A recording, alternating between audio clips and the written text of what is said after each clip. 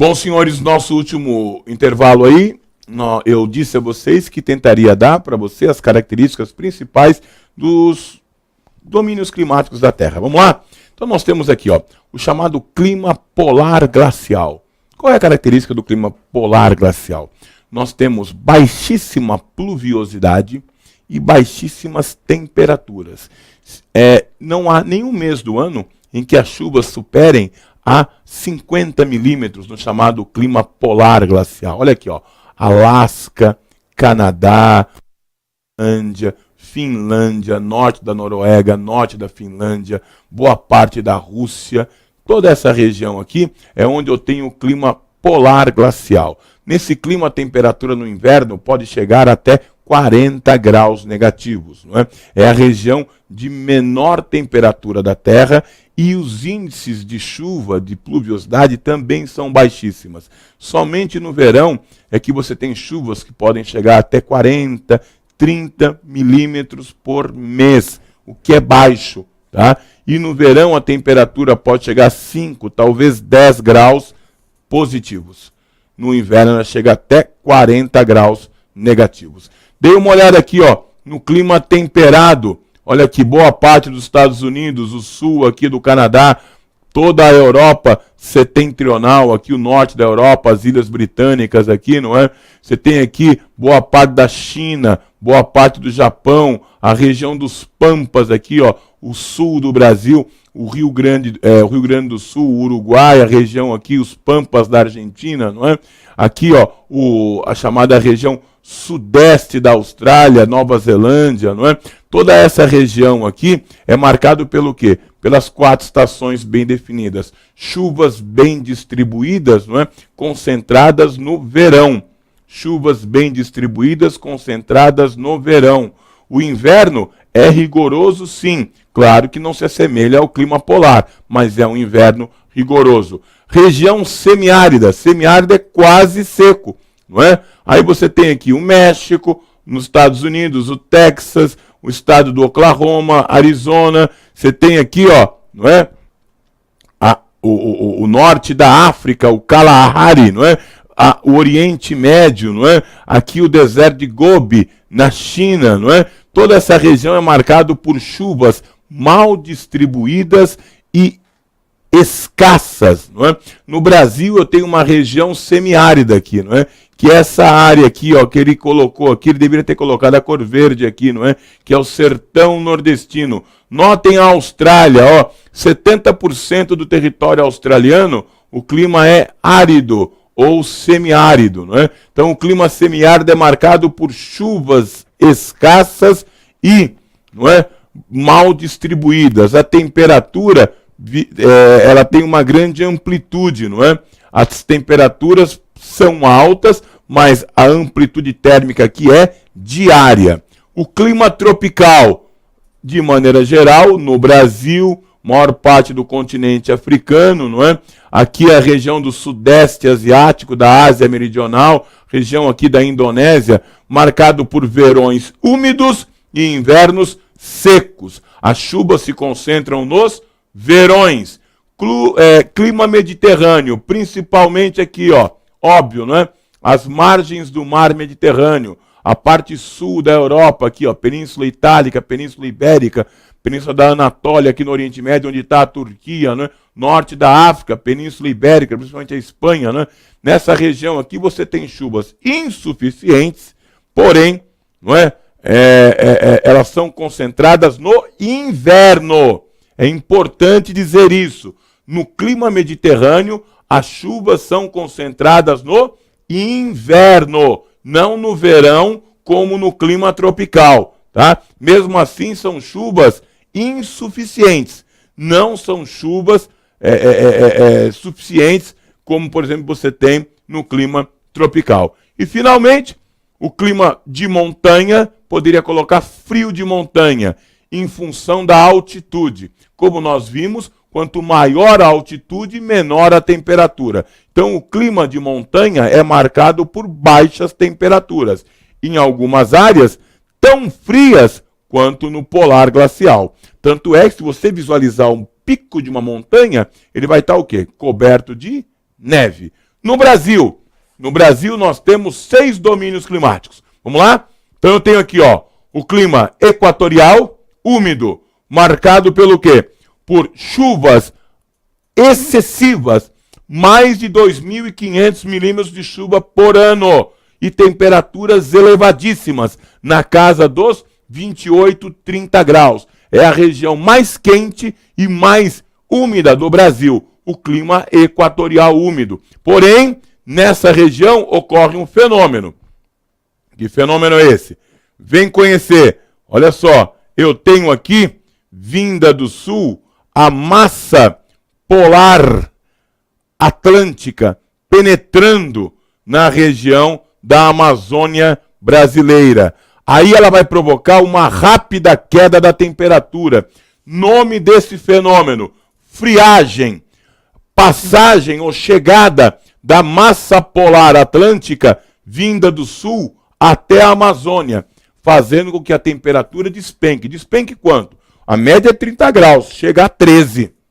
Tá? Então você tem uma queda aí de mais de 15 graus. Tá? Isso é um fenômeno que ocorre em 3, 4 dias, né, consecutivos no inverno no hemisfério sul. Tá? Aí eu tenho aqui, ó, o clima tropical continental, que é aquele que eu te disse lá quando eu falei do clima, dos climas mundiais, marcado por verões úmidos e invernos secos.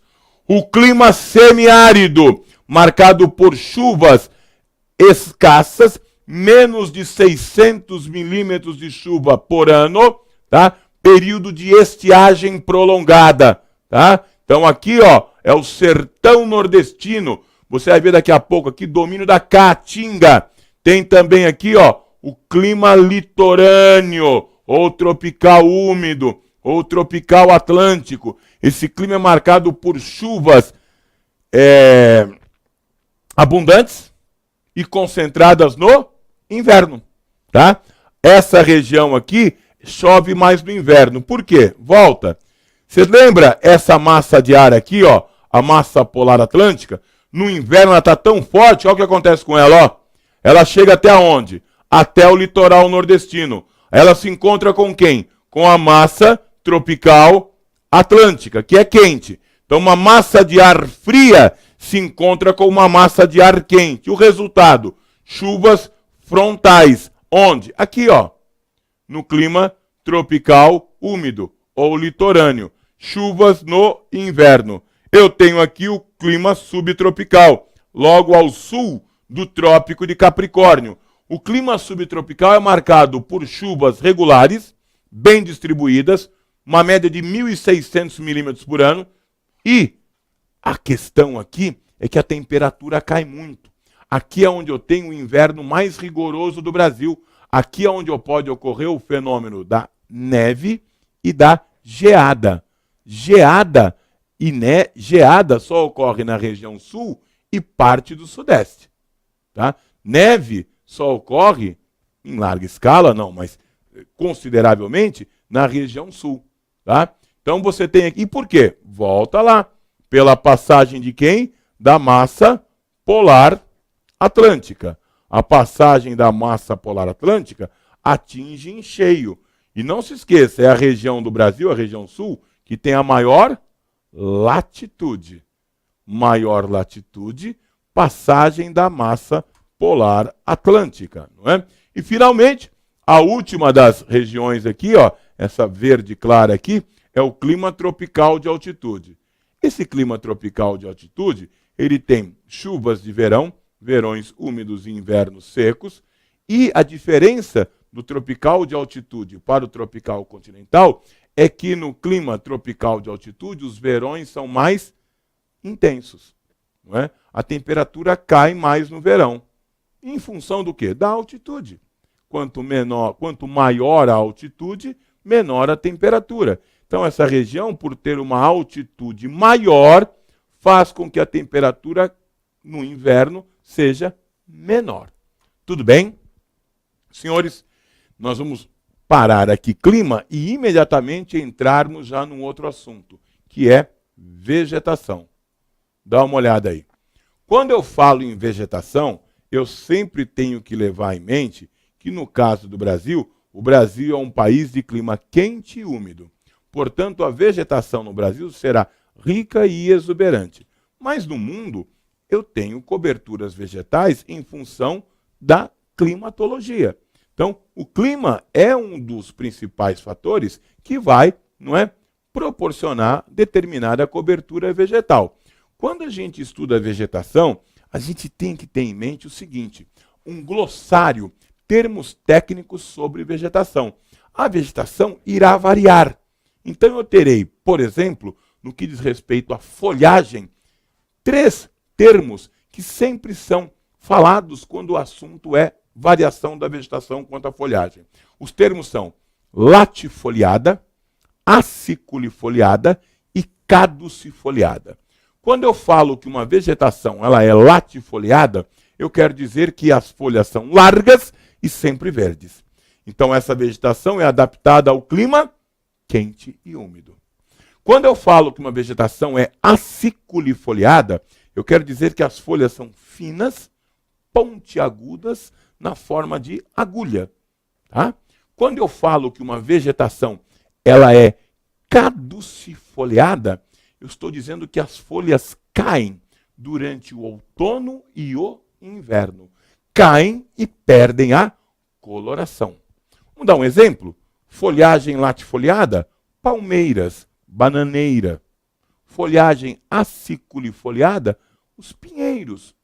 Também são caducifólias. Por quê? As folhas caem e perdem a coloração durante o outono e o inverno. No que diz respeito à umidade, a vegetação pode ser classificada como higrófila, xerófila, tropófila e halófila. Como assim? Uma vegetação higrófila, higro, água, filo, gostar de. Uma vegetação higrófila é aquela que é adaptada à abundância d'água. O contrário é xerófila, adaptada à escassez, à falta d'água. Já uma vegetação tropófila é adaptada à alternância de umidade, isto é, a um clima que tenha verões úmidos e invernos secos. Por exemplo, uma vegetação halófila é uma vegetação adaptada à água salgada, à salinidade. Ok? E, por fim, uma vegetação pode variar também com relação aos andares, com relação às alturas. A altura, não é? Uma vegetação pode ser classificada como arbórea. O que é isso? Uma vegetação de grande porte. A gente costuma dizer que são árvores acima de 20 metros. Ou ela pode ser uma vegetação arbustiva, isto é, árvores de médio porte, até 20 metros de altura. Ou ela pode ser uma vegetação herbácea, rasteira, gramínea. A vegetação pode ser megatérmica, adaptada a alta temperatura, pode ser mesotérmica, adaptada a temperaturas médias, ou pode ser microtérmica, adaptada a baixas temperaturas. Então, quando vamos discutir vegetação, é necessário que você tenha em mente esses termos: latifoliada, aciculifoliada, caducifoliada, arbustiva, arbórea, herbácea, higrófila, xerófila, tropófila. Então, eu vou usar esses termos a partir de agora para tentar descrever para você algumas coberturas vegetais do globo e do Brasil. Mas daqui a pouco, vamos tomar uma aguinha e a gente já volta. Tchau!